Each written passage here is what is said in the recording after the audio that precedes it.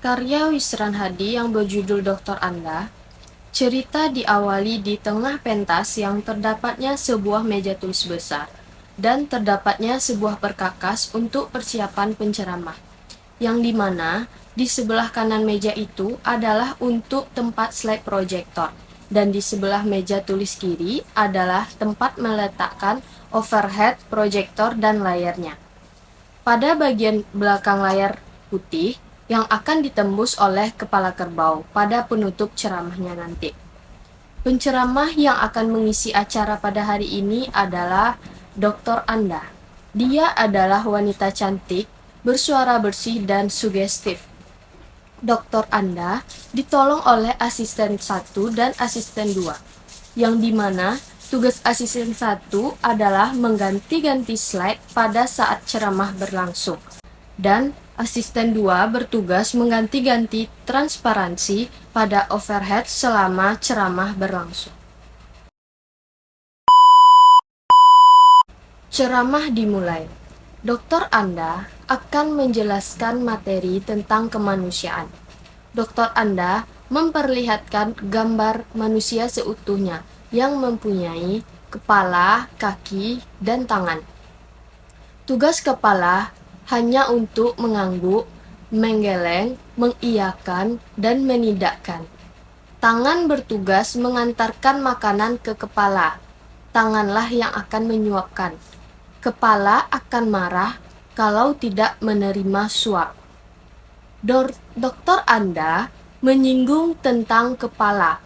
Kepala yang dimaksud adalah orang-orang atasan atau orang yang memiliki kekuasaan. Dokter Anda juga memperlihatkan foto cantik yang dibelai oleh sebuah tangan.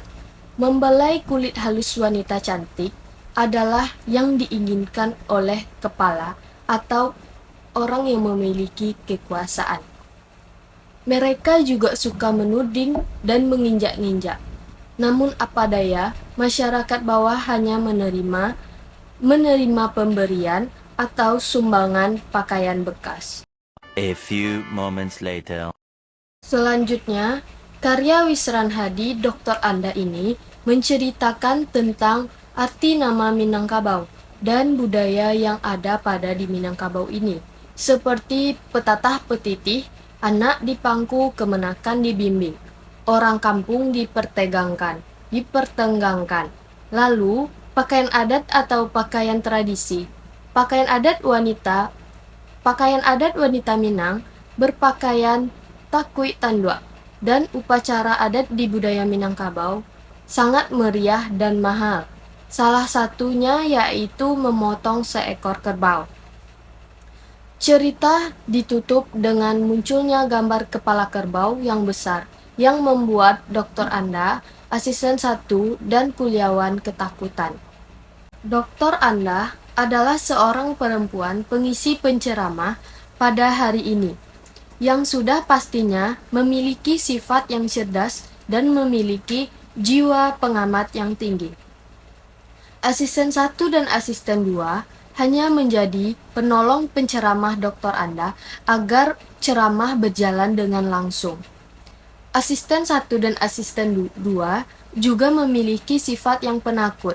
Contohnya, pada ditayangkan kepala kerbau yang besar, asisten 1, asisten 2 lari ketakutan.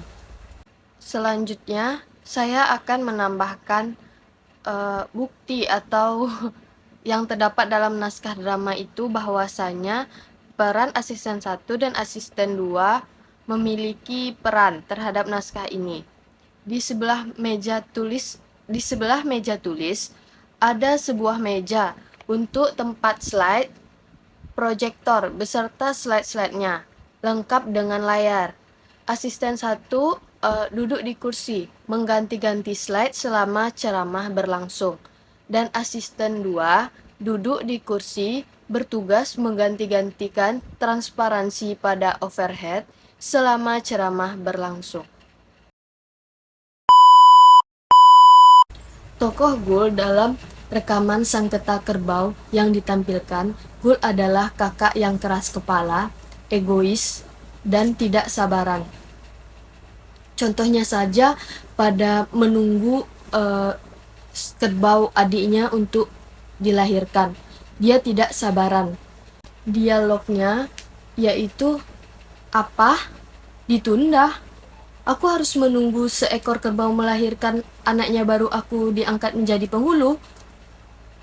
Elkam, betapa lucunya, bahkan memalukan. Penghulu apa aku jadinya kelak? Penghulu care. A few moments later. Tokoh Elkam dalam rekaman Sang Geta Kerbau yang ditampilkan memperlihatkan bahwa Elkam adalah adik perempuannya si Gul. Elkam sangat sabar terhadap sifat kakaknya, Gul. Dan Elkam sangat sayang kepada kerbaunya. Ia mau menyembelih kerbaunya apabila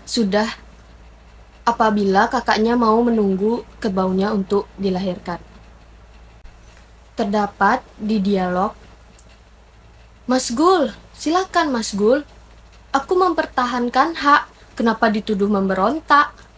Coba bayangkan Mas Gul, apalagi yang dapat diwariskan di Minangkabau ini kelak, selain kerbau buntingku itu? Sebaiknya pengangkatanmu menjadi penghulu ditunda sampai kerbauku melahirkan anaknya. Dalam naskah drama Wisran Hadi ini terlihat di dalam sebuah ruangan tertutup, seperti di kelas atau di audit, yang dimana terdapatnya sebuah pentas, meja, perkakas untuk presentasi, ada minuman, buku besar, kipas angin, kursi-kursi, meja-meja, dan gambar-gambar teori, dan adanya sebuah layar. Pencahayaan di pentas bertukar-tukar karena warna gambar di setiap layar berbeda-beda. Suasana di pentas terlihat seperti adegan pertama, kebingungan pada membahas materi tentang kepala, karena kuliawan dan mahasiswanya hanya diam seperti orang kebingungan dan tidak paham pada materi yang dijelaskan. Terdapat dalam dialog saat mahasiswa kebingungan. Bagaimana? Kenapa diam semua? Tidak paham apa yang saya maksudkan. Teori-teori yang mendekat pada filsafat memang agak membingungkan. Tapi hal itu sudah biasa. Itu namanya multidisiplin. Namun, jika masih bingung, kita ambil contoh lain. Kata Minangkabau misalnya. Suasana kedua juga terdapat pada adegan terakhir yang memperlihatkan bahwa asisten 1, asisten 2 ketakutan melihat munculnya tiba-tiba kepala kerbau yang besar. Terdapat dalam adegan terakhir, asisten 1, Dr. Anda, dan asisten 2. Mungkin kerbau keramat. Hush, sekarang kita sedang ceramah ilmiah. Lalu asisten 2 menjawab, kerbau keramat, sambil lari ketakutan. Asisten 1, pasti, sambil lari ketakutan mengikuti asisten 2. A few moments later. Ketika saya membaca naskah Wisran Hadi yang berjudul Dr. Anda ini, wawasan saya menjadi bertambah tentang adat budaya yang ada di Minangkabau ini, seperti upacara pengangkatan penghulu. Ternyata budaya di Minangkabau ini mengharuskan memotong seekor kerbau yang sudah besar yang memiliki tandu untuk pengangkatan penghulu tersebut. Tandu itu ditanam lalu dikuburkan. Apabila tidak ada tandu yang dikuburkan atau ditanam, maka pengangkatan penghulu bisa dianggap tidak sah. Ketika saya membaca naskah drama Wisran Hadi ini, saya terkesan karena saya mendapatkan pesan tersiratnya, yaitu apabila saya menjadi seorang kepala atau orang yang memiliki kekuasaan, saya tidak boleh semena-mena terhadap orang atau menyuap orang agar saya mendapatkan apa yang saya inginkan.